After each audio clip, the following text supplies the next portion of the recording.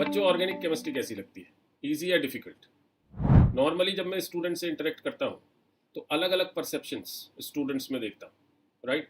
कोई स्टूडेंट कहता है सर ये तो रटनी पड़ती है, बहुत याद करनी पड़ती है, मैं भूल जाता हूँ।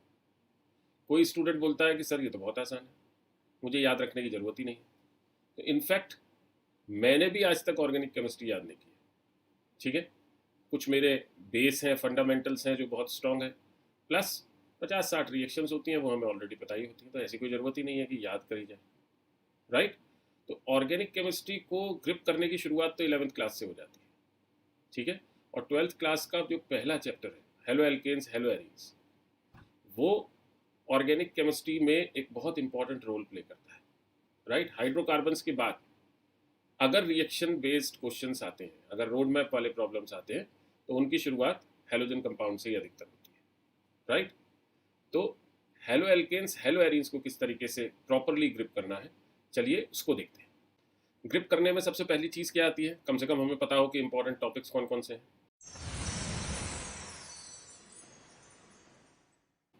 तो इंपॉर्टेंट टॉपिक्स में सबसे पहला तो सिंप्लीफाइड वे में नोमेनक्लेचर आइसोमेरिज्म पता होना ही चाहिए, राइट? फिर इसके बाद methods of preparation of haloalkanes and haloarenes, right? इसके बाद फिजिकल प्रॉपर्टीज़ आ गया, physical properties of these compounds. फिर केमिकल प्रॉपर्टीज़ आप दो हिस्सों में बांट सकते हो। जो केमिकल प्रॉपर्टीज़ हैं उनको दो पोर्शंस में बांट सकते हो। पहला पोर्शन जनरलाइज्ड केमिकल प्रॉपर्टीज़ का है, जो नॉर्मल है, ठीक है, थोड़ी अलग है, डिफरेंट है, ठीक, जो आपस में कनेक्टेड नहीं है मोरलेस। जैसे आप ऑक्सीडेशन ले सकते हो, रिडक्शन ले सकते हो, हेलोजिनेशन ले सकते हो, उस तरह की प्रॉपर्टीज़, ठीक है। दूसरी कैटेगरी जो आती है वो स्पेशलाइज्ड रिएक्शंस की आती है, जिसमें न्यूक्लियोफिलिक सब्स्टिट्यूशन आता है आपका SN1 SN2, एलिमिनेशन रिएक्शंस आती है E1 E2, राइट? ये स्पेशलाइज्ड कैटेगरी है, ठीक है। इसको आपको अलग से पढ़ना पड़ता है। फिर stereochemical aspect of nucleophilic substitutions and elimination reactions, ठीक है। फिर इसके बाद uses and applications of haloalkanes and haloarenes, और लास्ट में आ जाते हैं आपके पॉलीहेलोजन कंपाउंड्स। तो ये सब जो हैं अलग अलग तरीके से इंपॉर्टेंस रखते हैं, अलग अलग तरीके से क्वेश्चंस इन पर बनते हैं और आते हैं, ठीक है। अब इन इंपॉर्टेंट टॉपिक्स में से वो टॉपिक्स जो थोड़े से ईजी हैं वो कौन कौन से, मीन्स जिनको आप पीछे से कनेक्ट कर सकते हो, जिनको आप थोड़ा सा बेटर वे में समझ सकते हो, जिस पर कम एफर्ट लगेगा मोर और लेस, अगर समझना चाहो, वो कौन कौन से हैं? नोमेनक्लेचर आइसोमेरिज्म पीछे से पढ़ते आ रहे हो, कनेक्टेड है, राइट? फिर इसके बाद मेथड्स ऑफ प्रिपरेशन कंपैरेटिवली आसान होती हैं, क्योंकि जो मेथड्स ऑफ प्रिपरेशन है वो डिफरेंट कंपाउंड्स की प्रॉपर्टीज़ होंगी। यहाँ method of preparation different compound की जिन भी रिएक्शंस में हेलो एल्केन्स या हेलो एरीन्स बन रहे हैं वो यहाँ मेथड ऑफ प्रिपरेशन हो जाएंगे, ठीक है। इसके बाद फिजिकल प्रॉपर्टीज़ आ जाती हैं, क्योंकि उनमें बहुत ज़्यादा वेरिएबिलिटी नहीं है, सर्टेन ट्रेंड्स फॉलो करते हैं, एक बार पढ़ लो, ध्यान से पढ़ लो तो दिमाग में रह जाते हैं, राइट? फिर CFCs के बारे में इंफॉर्मेशन है, क्लोरोफ्लोरोकार्बन्स के बारे में, जो आप इन्वायरमेंटल केमिस्ट्री में भी पढ़ते हो, राइट? तो वो वहाँ से कनेक्ट हो जाती है, ठीक है। और इसके अलावा uses of haloalkanes and haloarenes हैं, ठीक, यूजेस एंड एप्लीकेशंस दोनों, तो वो कंपैरेटिवली ऐसा कुछ पढ़ना नहीं है, न्यूज़ की तरह से पढ़ना है, ठीक, एक नॉलेज लेने के लिए पढ़ना है, आपके दिमाग में बैठ जाता है। तो ये सब कंपैरेटिवली ऐसे टॉपिक्स हैं जिनमें एफर्ट आपको कम डालना पड़ेगा। अब जो डिफ़िकल्ट टॉपिक्स हैं, डिफ़िकल्ट टॉपिक्स में मेजरली क्या आ गई? Chemical reactions. अब केमिकल रिएक्शंस जैसे मैंने बताया दो पार्ट्स में आप डिवाइड कर सकते हैं। एक तो वो कैटेगरी है जो कि आपको बहुत टफ लगेगी अगर आपने एटॉमिक स्ट्रक्चर को ध्यान से नहीं समझा है, ऑर्बिटल्स हाइब्रिडाइजेशन को अगर आपने नहीं समझा है तो आपको समझ में नहीं आई, ठीक है। SN1 SN2 E1 E2 means nucleophilic substitutions and elimination reactions, challenging topic है, पीछे से कनेक्टेड है। अगर आपका केमिकल बॉन्डिंग का बेस कमज़ोर है, अगर आपका एटॉमिक स्ट्रक्चर का बेस कमज़ोर है तो आपको नहीं आएगी। तो उसको अगर ग्रिप करना है तो आपको हाइब्रिडाइजेशन प्रॉपर तरीके से पढ़ना पड़ेगा, हाइब्रिड ऑर्बिटल कैसी दिखती है ये आपको पढ़ना पड़ेगा, बॉन्ड कैसे बनते हैं ये आपको समझना पड़ेगा, और साथ में ध्यान रखिएगा हाइपर कॉन्जुगेशन, ठीक, जो कि एलिमिनेशन रिएक्शंस पे अप्लाई होता है, वो आपको पता होना चाहिए, ठीक है। एलिमिनेशन वास्तव में हाइपर कॉन्जुगेशन की एप्लीकेशन है, ठीक है जी। तो एक कैटेगरी ये होगी। दूसरी कैटेगरी नॉर्मल जो रिएक्शंस है, रिडक्शन है, ऑक्सीडेशन है, रीअरेंजमेंट रिएक्शंस है, ठीक है, नेम रिएक्शंस हैं, वो दूसरी कैटेगरी होगी। उनको थोड़ा सा पढ़ना पड़ता है इलेबोरेटिव वे में, अगर उनका मैकेनिज्म हमें आता है तो कोई प्रॉब्लम नहीं होती। और इसके अलावा जो तीसरा टफ थोड़ा सा चैलेंजिंग टॉपिक है वो सिंथेटिक एप्लीकेशंस है, हैलोजन कंपाउंड्स की, राइट, या थोड़ी बहुत पॉली हैलोजन कंपाउंड्स के बारे में जानकारी है, ठीक है। इन पर्टिकुलर अगर मैं बात करूँ तो क्लोरोफॉर्म जैसा कंपाउंड, क्लोरोफॉर्म की अधिकतर रिएक्शंस डिफरेंट डिफरेंट चैप्टर्स में। मेरा एडवाइस हमेशा स्टूडेंट्स को ये होता है कि क्लोरोफॉर्म को एज अ चैप्टर आप इसी में इंक्लूड करके पढ़ लीजिए, एज अ सब चैप्टर, एज अ सब टॉपिक। उसकी जितनी भी रिएक्शन है वो अलग अलग फैली हुई हैं, चाहे वो हेलोफॉर्म रिएक्शन हो या वो कोई और रिएक्शन, ठीक है। तो उसको अगर आप यहीं पढ़ लेंगे तो आपको फ़ायदा हो जाएगा। डिफरेंट टॉपिक्स में जब आप दोबारा पढ़ेंगे तो आपके दिमाग में वो बस जाएगी, राइट। अब इस चैप्टर को ग्रिप करने की और क्या क्या स्ट्रेटजी है, तो हमें सबसे पहले प्री रिक्विसाइट्स पता होने चाहिए। कुछ प्री रिक्विसाइट्स मैंने ऑलरेडी बता दिए, फिर से बताता हूँ आपको।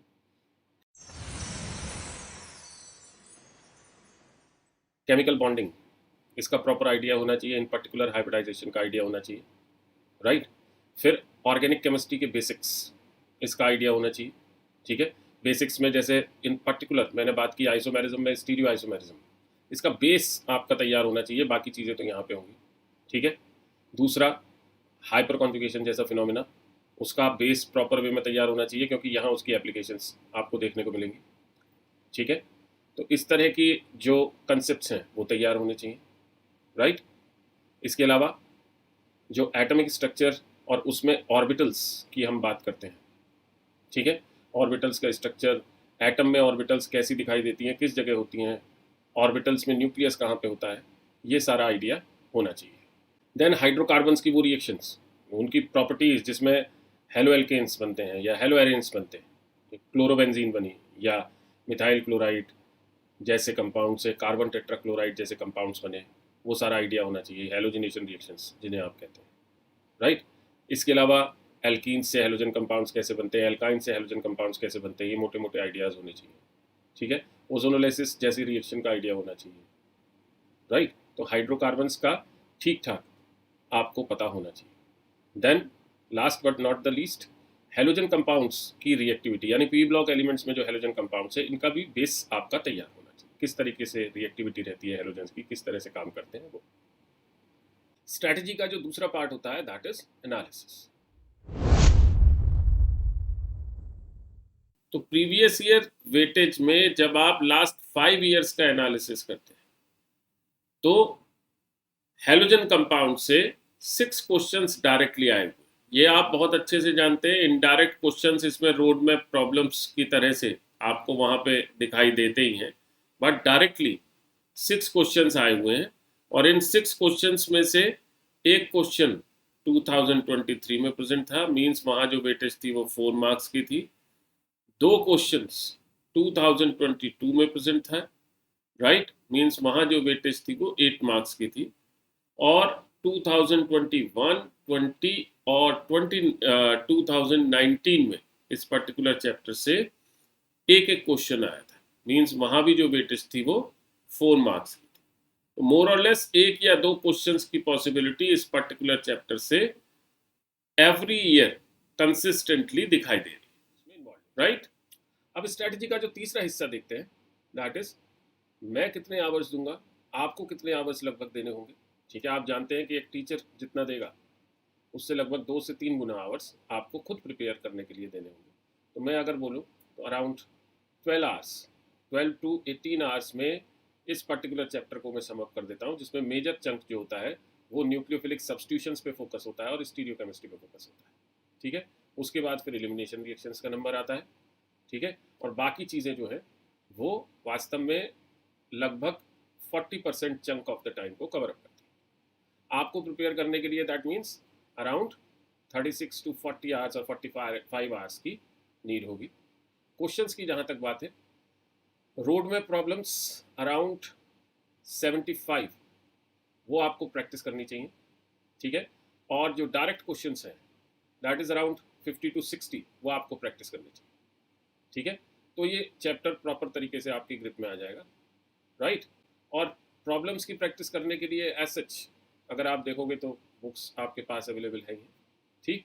एकेडजी का लिंक जो डिस्क्रिप्शन में दिया हुआ है वो भी आपकी हेल्प कर सकता है, ठीक है।